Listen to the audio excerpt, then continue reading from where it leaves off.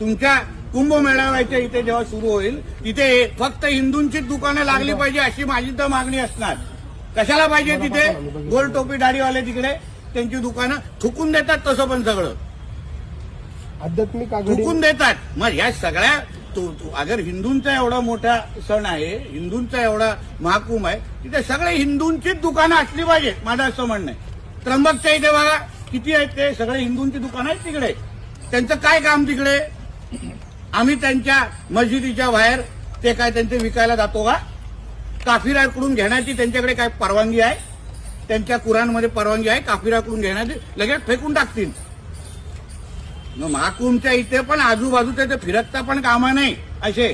मग ते पण नाव बदलून येणार. मग दुकानाच्या बाहेर जय श्रीराम फुलवाले लिहिणार आणि आतमध्ये अब्दुल बसला असणार.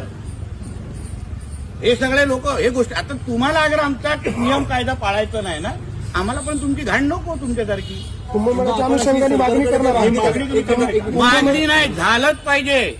माझं म्हणणं आहे सगळ्या हिंदू समाजाने जे काय आमचे साधू संत येतील, जे काय आयोजन, सगळ्या लोकांनी सतर्क राहून हिंदूंचीच दुकानं महाकुंभच्या इथे लागलीच पाहिजे.